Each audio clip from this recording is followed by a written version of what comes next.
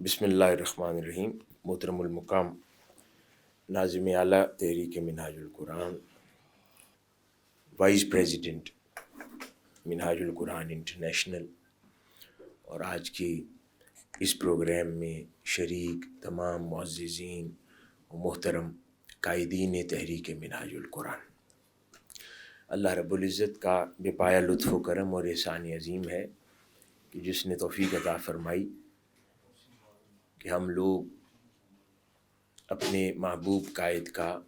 71वां यौम विलादत इन खुशियों और मसरतों के साथ मना सकें। अल्लाह पाक इन खुशियों को सलामत रखे, हमारे कायद का साया तादेर हमारे सरों पर कायम व दायम रखे, ताकि हम तवील अरसा अपने कायद की विलादत की ये खुशियाँ उनके साए तले यूं ही मनाते रहें। तो इस मौका पर मैं इंटरनेट ब्यूरो और उसके साथ IT और MIB के जो शोबाजात हैं जिन्होंने आज इस तकरीब का इनेकाद किया, उन सबको मुबारकबाद देता हूँ। अल्लाह रब्बुल इज़्ज़त का एहसान है कि उसने हमें इस दौर में तहरीक मिनहाजुल कुरान से वाबस्ता किया और इस सदी की मुजद्दिद शख्सियत शेखुल इस्लाम प्रोफेसर डॉक्टर मोहम्मद ताहिरुल क़ादरी मद्दज़िल्लहुल आली से वाबस्ता किया। ना सिर्फ वाबस्ता किया बल्कि काफ़िले की उन सफ़ों में खड़ा किया कि जो उनकी फ़िक्र को और इस तहरीक की दावत को आम करने में मसरूफ़ अमल है। और यहाँ पर जितने अहबाब बैठे हैं, आप में से हर एक शख्स पर अल्लाह पाक का ये इनाम और एहसान हुआ कि इस सदी की मुजद्दिदाना तहरीक, तजदीदी तहरीक और मुजद्दिद शख्सियत की फ़िक्र और दावत को आम करने के इस मरकज़, जो कि मरकज़ी सेक्रेटेरिएट है तहरीक मिनहाजुल कुरान का, वहाँ पर काम करने की तौफ़ीक मरामत फरमाई। जब हम अल्लाह पाक का शुक्र अदा करते हैं कि अल्लाह पाक ने हमारा यूँ इंतखाब किया कि हम उसके तजदीद दीन की तहरीक के मरकज़ पर बैठकर खिदमत अंजाम दे रहे हैं, तो उसके साथ हम सब के ऊपर कुछ ज़िम्मेदारियाँ भी आयद होती हैं। वो ज़िम्मेदारियाँ इखलास से मुताल्लिक़ है। वो ज़िम्मेदारियाँ उन ज़िम्मेदारियों से मुताल्लिक़ हैं जिनको अदा करने का फ़रीज़ा हम पर सौंपा गया है। कोई भी नेमत उस वक्त तक जारी व सारी और बाकी रहती है जब तक उसके लवाज़मात पूरे किए जाते रहें। जब इंसान उन ज़िम्मेदारियों से मुताल्लिक़ सुस्ती बरतने लगे, काहली का शिकार होने लगे, या अपने दिल में उसकी अहमियत को फेड आउट होता देखे, तो समझें कि आहिस्ता आहिस्ता वो अल्लाह रब्बुल इज़्ज़त की निगाह का इंतखाब उसमें वो मध्यम होता जा रहा है। तो जहाँ पर ये अल्लाह पाक का इनाम होता है, वहाँ पर ये एरिया बहुत सेंसिटिव भी है एट द सेम टाइम, तो जिस पर हमें हमेशा हमेशा अलर्ट रहने की ज़रूरत है, ताकि अल्लाह रब्बुल इज़्ज़त इस खिदमत और नेमत को कभी भी हमसे जुदा न करे और इसमें मसरूफ़ अमल रखे। मुजद्दिदीन होते हैं अपने अदवार के, औलिया अल्लाह होते हैं, बुज़ुर्गान दीन होते हैं। एक तो इनका मिलना बहुत मुश्किल होता है, लेकिन अगर वो मिल जाएं तो इनकी निस्बत को संभाले रखना और भी मुश्किल काम होता है। तो हमें इसके ऊपर हमेशा तवज्जो को मरकूज़ रखना चाहिए। हज़रत मौलाए रूम रहमतुल्लाह अलैह अपनी मसनवी में इरशाद फरमाते हैं कि जो औलिया अल्लाह हैं ये अल्लाह पाक के लाडले होते हैं, और अल्लाह पाक बिला तशबीह व बिला मिसाल اس طرح ان سے محبت کرتا ہے جیسے ماں اپنے بچوں سے محبت کرتی ہے۔ وہ خود ان کو سختی میں رکھے تو رکھے، وہ خود ان کو آزمائشوں میں ڈالے تو ڈالے، کسی کو تکلیف نہیں پہنچانے دیتا۔ جیسے ماں خود اپنے بچے کو ڈانٹے تو ڈانٹے، خود اسے بھوکا رکھے تو رکھے، خود اسے کسی بھی حال میں رکھے، تو وہ ماں خود رکھے تو ٹھیک ہے، لیکن اگر کوئی اور اس بچے کو تکلیف پہنچانے کا ارادہ کرے تو اللہ پاک وہ برداشت نہیں فرماتا۔ تو وہ اپنے اولیاء اللہ کے ساتھ یہی معاملہ فرماتا ہے۔ تو اس لیے مرکز پر آ کر خدمت انجام دینا، جہاں پر نعمت ہے اس کے ساتھ ساتھ یہ بہت بڑی آزمائش اور ٹیسٹ بھی ہے کہ مرکز میں اس جگہ پر جہاں پر خصوصی یہ پوری تحریک پر اللہ پاک کی نگاہ ہے، وہ تو پوری کائنات پر ہے، اس کی تخلیق ہے، لیکن پھر اس تحریک کے بھی مرکز میں، دامن میں، وہ اور بھی زیادہ ہائی الرٹ جگہ ہے اللہ پاک کی نگاہ میں۔ تو وہاں پر اگر ہماری کردار میں کمی بیشی ہو، ہمارے اخلاق میں کمی بیشی ہو، یا جن ذمہ داریوں کو ہم لے کر بیٹھے ہیں مختلف دفاتر کے اندر، اس کے اندر کما حق ہو، اس حق کو ادا نہ کریں، یا اس حق کو یا ذمہ داری کو ادا کرتے ہوئے ہماری نیات گدلی ہوں، اخلاص کے اندر کچرا ہو، تو ایسی کیفیات کہیں اور نوٹس ہوتی ہوں گی، یہاں سب سے پہلے نوٹس ہوتی ہے۔ لیکن پھر کیونکہ اللہ پاک کی شان ہے اور اللہ کے بندوں کی بھی یہ شان ہوا کرتی ہے کہ وہ پردہ رکھتے ہیں، لیکن اس کا یہ مطلب نہیں ہے کہ وہ گرفت سے باہر ہو جاتے، بلکہ اور بھی زیادہ سینسٹیویٹی ہے کہ کوئی اور آدمی باہر کوئی تجارت کرتا ہو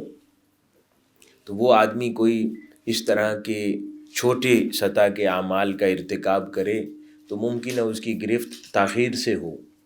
لیکن اللہ کے دین کی خدمت انجام دیتا ہوا شخص اور ایسی جگہ پہ بیٹھا ہوا شخص ایسا کام کرتا ہے تو وہ گرفت بہت سخت ہوتی ہے۔ بزرگان دین کی بے شمار روایات ہیں اس سبجیکٹ کے اوپر، احادیث مبارکہ بھی ہیں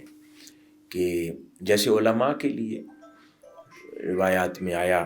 کہ کوئی عام آدمی اگر کوئی کمزور کام کرے یا اس کی قول اور فعل میں تضاد نظر آئے تو وہ شاید اس کے لیے ایک گناہ ہے یا ایک سطح کی گرفت ہے، اور کوئی اگر عالم دین یہ کام کرے تو 70 گنا زیادہ گناہ اسی امر پر اس کو ملتا ہے، اور 70 گنا زیادہ گرفت اللہ کے حضور اس کی جاتی ہے۔ تو گو یہاں پہ کام کرنے والے سارے علماء تو نہیں ہیں، لیکن ذمہ داران ہیں دین کی دعوت کے،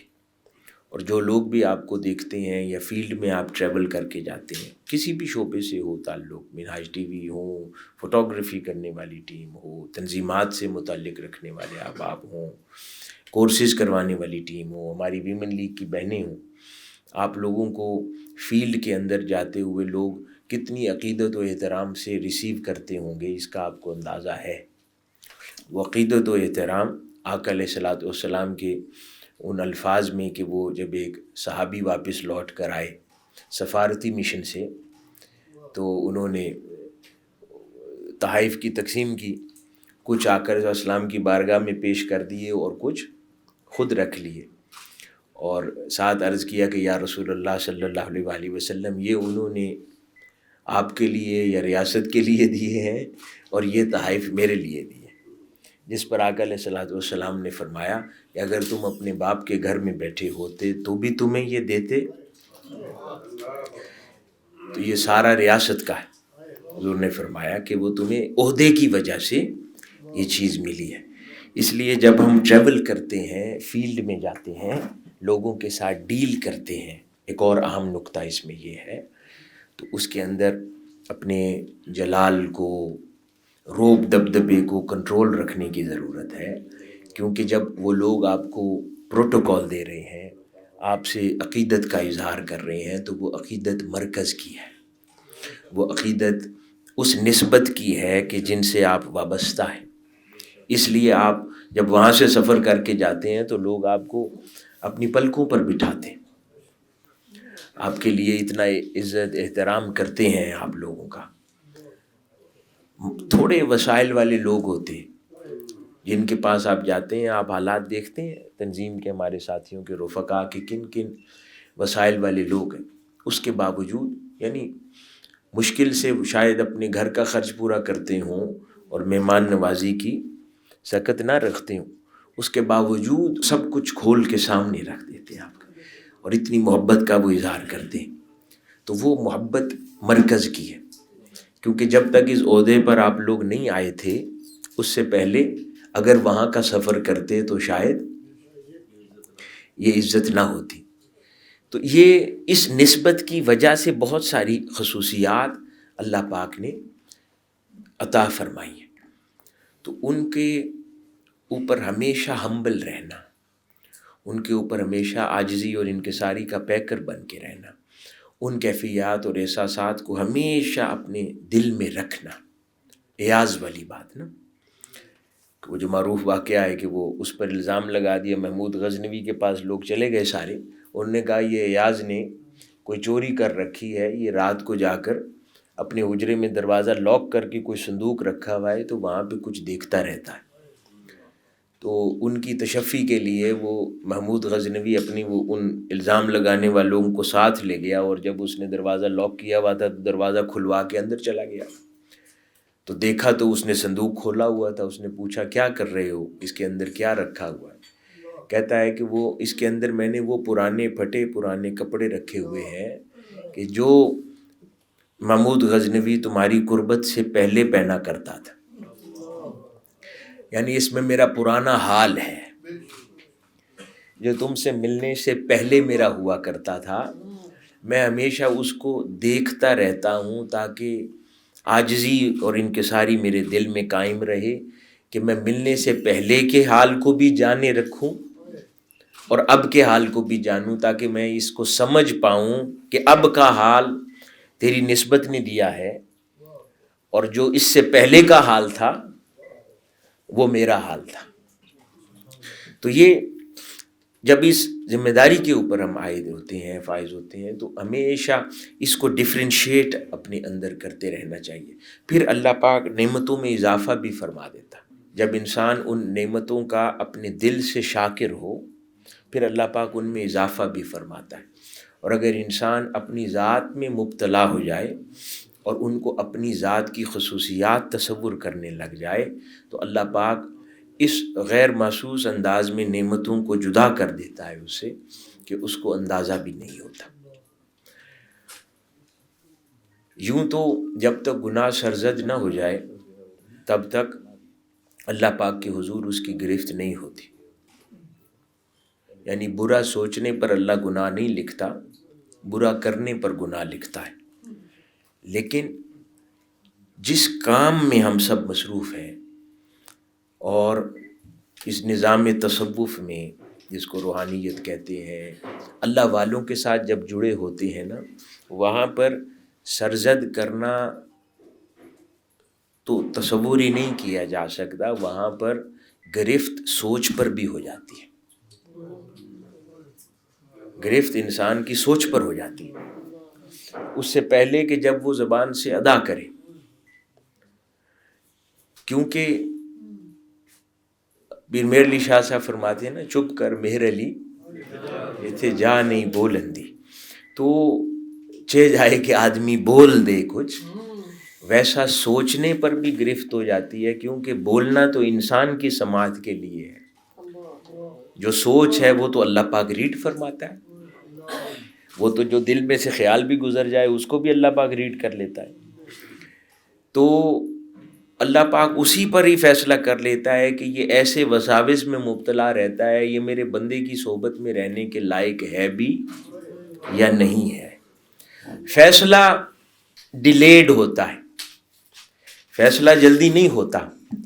لیکن کراس پہلے لگ جاتا ہے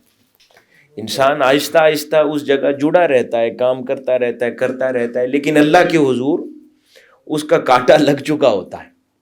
کہ یہ اہل نہیں ہے میرے بندے کی صحبت میں رہنے کے۔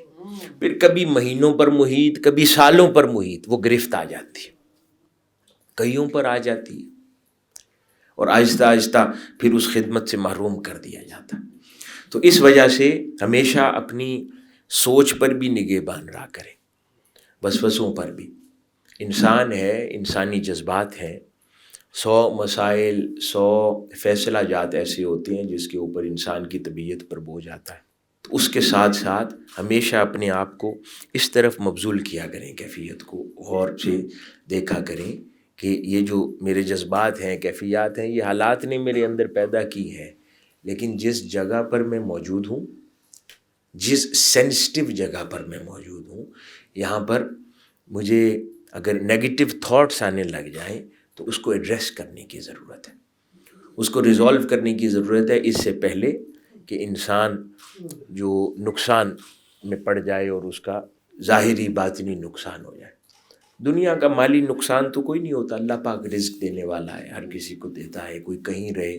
روزگار ہے، اس کو رزق میسر آ جاتا ہے، لیکن وہ تو اصل مقصد ہے نہیں۔ یہاں پر بھی جو لوگ جمع ہیں اپنی جوانیوں کو اور پوری زندگیوں کو ایک مقصد پر لگا کر بیٹھے ہیں، وہ وقت اپنے کاروباروں کو یا کسی اور کام کو لگا لیتے تو انسان سوچتا ہے شاید بہت زیادہ اللہ پاک نفع دے دیتا اور گھر بار اچھے ہو جاتے، لائف بہت بیٹر ہو جاتی، دنیاوی زندگی۔ تو کسی مقصد کی وجہ سے وہ ہر چیز کو چھوڑ کے یہاں جڑے ہوئے ہیں نا، کہ وہ اس کو چھوڑ کے بیٹھی ہیں، اور وہ ایکسٹرا مائلیج جو ہے وہ دنیاوی زندگی کی طرف محنت کر کے یا وقت صرف کر کے نہیں کر رہے، ادھر کرتے ہیں اسی مقصد کی احساس کے ساتھ نا، کہ اصل مقصد حیات یہ نہیں ہے، اصل مقصد حیات وہ اللہ اور اس کے رسول کا قرب ہے، وہ آخرت کا سودا ہے جو بڑوں نے کیا ہے اور ہمیں سکھایا ہے کہ وہ سودے کی قیمت کیا ہے۔ تو ہم کچھ سمجھ کے بیٹھے ہیں نا یہاں پر، تو اس احساس کو ہمیشہ زندہ رکھا کریں کہ پھر اگر وہ سودا بھی کیا، زندگی صرف بھی کی، اور اس کام کے اندر کرتے کرتے بوڑھے بھی ہو گئے، تو پھر یہ تو اور بھی زیادہ سینسٹیو جگہ بن جاتی ہے نا پوری، کہ وہ پوری زندگی لگا کر پھر کوئی گھاٹے کا سودا نہ کر بیٹھے کہ جس میں وہ پچھلا لگایا ہوا بھی ضائع ہو جائے۔ تو وہ جتنی زیادہ لائبلٹی انکریز کرتی جاتی ہے اور جتنی زیادہ رسپانسبلٹی بڑھتی جاتی ہے، تو اور احتیاط برتنا انسان کو شروع کر دینا چاہیے کہ پہلے وہ ایک کاز یا قافلے میں جڑا ہے تو کسی نے 6 ماہ لگائے، کسی نے سال لگائے، کسی نے زندگی کے 20 سال لگائے ہوں تو وہ اس کے 20 سال کا خسارہ ہے، تو وہ اور زیادہ رسپانسبل ہوتا چلا جاتا ہے ان امور کے اندر کہ اب ضائع ہوا کچھ تو میری زندگی کے 20 سال بھی ساتھ جاتے ہیں۔ تو اس وجہ سے ان ذمہ داریوں کو ہمیشہ مرکز کے اندر بیٹھے ہوئے ان کی اپنی سوچوں کی نگہبانی بھی کیا کریں، اور اپنے اوقات کار کی بھی، اپنے کام کی بھی بالکل نگہبانی۔ 90% بلکہ 99% آپ لوگ کہیں تو 30 سال 40 سال لوگ محنت کرتے رہتے ہیں،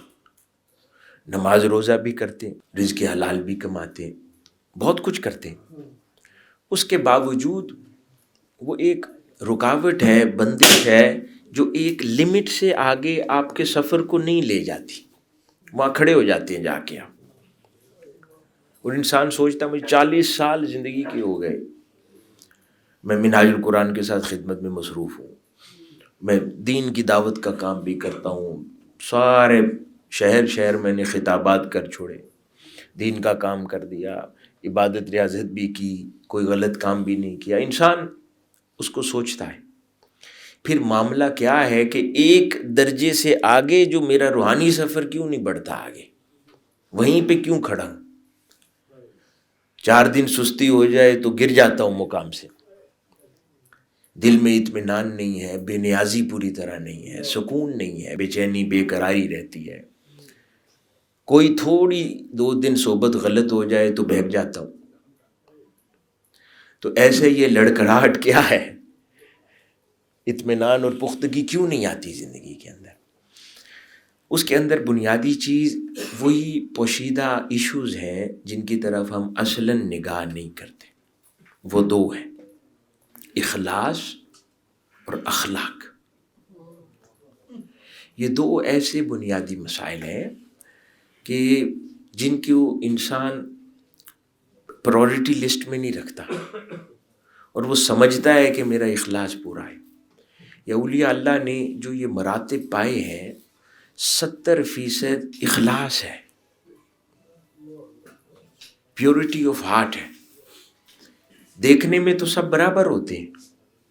وہ بھی یہ کام کر رہا ہے، یہ بھی یہ کام کر رہا ہے، ایک کا کام قبول ہوتا ہے، دوسرے کا کام قبول نہیں ہوتا. یہ اخلاص بڑا مسئلہ ہے.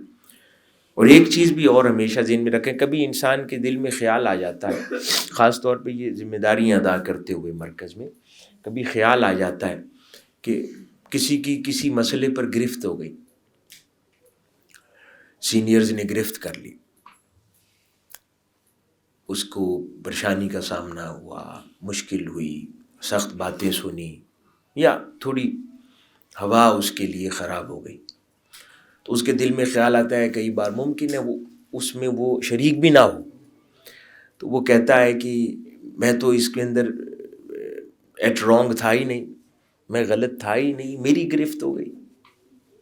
وہ انسان کا اس واقعے پہ نگاہ چلی جاتی ہے. اللہ والے کہتے ہیں بالاتفاق، وہ کہتے ہیں کہ جو بندہ جس کو ہستی کے رازوں کی خبر ہے وہ واقعے کو نہیں دیکھتا، کیونکہ کوئی ایک کام بھی نہیں انجام پاتا اگر اللہ کا ارادہ نہ ہو. اگر وہ کسی جگہ پر کسی مقام پر بے عزت ہوا ہے تو یہ اللہ کے ارادے سے ہوا ہے، کیونکہ 2 خدا تو نہیں ہے، دینے والا تو ایک ہی ہے، عزت بھی وہی دیتا ہے، ذلت بھی وہی دیتا ہے. اگر کسی ایسے میٹر میں بھی کوئی ہوا ہے بے عزت، یا اس کو کسی پریشانی کا سامنا ہوا ہے جس میں ممکن ہے براہ راست وہ ذمہ دار نہ ہو، لیکن اس کو ایک مشکل کا سامنا ہو، اس کا مطلب ہے وہ آئی تو اللہ کی طرف سے ہے. تو سمجھدار آدمی اس پر اپنا دھیان نہیں لگاتا کہ میرے ساتھ زیادتی ہوئی. سمجھدار آدمی یہ کہ اللہ پاک نے مجھ پر یہ بے عزتی کیوں بھیجی، واقعے میں نہیں وہ پڑتا. ہوا تو ماجرا ہے نا، ایک رزلٹ آیا، اگر تو اس کے اندر شریک ہے تو گرفت اور سزا ہے، اس کو جھنجھوڑا گیا ہے کہ وہ اپنی اصلاح کرے. اور اگر وہ اس میں شریک نہیں ہے تو پھر عین ممکن ہے کہ کسی اور معاملے کی سزا یوں ملی ہے. حرکت کوئی اور کی ہے، اب اس حرکت کو اللہ پاک اوپن نہیں فرمانا چاہتا، کیونکہ وہ ستار العیوب بھی ہے نا، کہ واقعہ اس نے حرکت کوئی اور کی ہے. اب وہاں پر کیونکہ اللہ پاک اس کا پردہ رکھنا چاہتا ہے تو اللہ پاک نے کسی اور معاملے میں اس کو سزا دے دی، تو وہاں گرفت ہو جاتی ہے. تو ہمیشہ اس طرح نگہبانی کیا کریں، کوئی واقعہ کوئی چیز ہو ہمیشہ اس پہ غور کیا کریں. کسی کی جگ ہسائی ہوئی ہے تو پھر غور کر کے سوچیں میں نے کس کا پردہ اٹھایا تھا پچھلے دنوں، یوں سوچا کریں میں نے کس کی پوشیدہ بات عیاں کی تھی، اس لیے میری پوشیدہ بات عیاں ہوئی ہے لوگوں میں. اگر کسی سے ڈانٹ پڑ جائے تو پھر غور کریں کہ میں نے پچھلے دنوں کس کے ساتھ غصہ کیا تھا، اس کا نتیجہ میرے ساتھ یہ ہوا ہے. تو یہ نظام ہے کہ جب انسان یوں سوچنا شروع کر دیتا ہے تو خود بخود ریورس انجینئرنگ میں اس کی اصلاح ہونے لگتی ہے. پھر وہ آئندہ کسی کی شکایت لگا رہا ہے جائز یا ناجائز تو وہ یہ سوچ لیتا ہے کہ میری بھی کہیں لگ جائے گی، ممکن ہے اسی وقت لگ رہی ہو جب وہ کسی اور جگہ کسی کی شکایت کر رہا ہو تو ممکن ہے اس کی کسی اور جگہ لگ رہی ہو اس وقت. تو جب بندہ اتنی احتیاط برت لیتا ہے اور زبان میں اتنا زیادہ وہ رسپانسبل ہو جاتا ہے کہ میں نے پردہ بھی رکھنا ہے، میں نے کام بھی لینا ہے، میں نے کسی کا دل بھی نہیں توڑنا، کسی کی عزت بھی مجروح نہیں کرنی، اور میں نے دین کی خدمت بھی کرنی ہے، تو یہ ساری رسپانسبلٹیز اس کے ساتھ جڑی رہتی ہیں. جتنا زیادہ وہ رسپانسبلی بیہیو کرے گا اللہ پاک اتنی شفقت فرماتا ہے، اتنی اس پر کرم نوازی فرماتا ہے، اور پھر وہ آگے بڑھتا چلا جاتا ہے اور لوگ اس سے جڑ بھی جاتے ہیں. مولا علی شیر خدا رضی اللہ تعالیٰ عنہ کا ایک آپ کا قول تھا، آپ نے فرمایا کہ اللہ پاک جس پر جتنی زیادہ نعمتیں اتارتا ہے اتنے زیادہ حاجت مند لوگوں کو اس سے جوڑ بھی دیتا ہے. کسی کے ساتھ جب لوگوں کو جڑا دیکھیں کہ لوگ حاجت مندی کے لیے کسی کی طرف کشاں کشاں جاتے ہیں تو سمجھیں کہ اللہ پاک نے وہاں اپنی نعمتوں کا نزول فرمایا. جہاں پانی ہوتا ہے وہیں گھڑے بھرنے والے جاتے ہیں نا، جہاں پانی ہی نہ ہو، خشک سالی ہو، وہاں پر کوئی نہیں جاتا. جہاں کوئی چارہ سبزہ ہو جانور وہیں کا رخ کرتے ہیں، جہاں پر خشک سالی ہو، ڈیزرٹ ہو تو کوئی اس طرف نہیں جاتا. تو جب کہیں نعمتوں کا نزول ہو تو خبر ہو جاتی ہے. تو اس لیے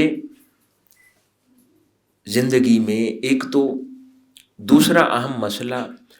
نہ چاہتے ہوئے بھی ان انٹینشنل حسد پیدا ہوتا ہے، ود ان دا آرگنائزیشن بھی پیدا ہوتا ہے. کسی کے لیے کوئی ریزلٹس دیکھے، کسی کا کوئی کامیابی دیکھی، یا قیادت کی طرف سے حضور شیخ الاسلام نے کسی پر شفقت فرمائی تو دل میں کبھی کبھار تنگی آ جاتی ہے،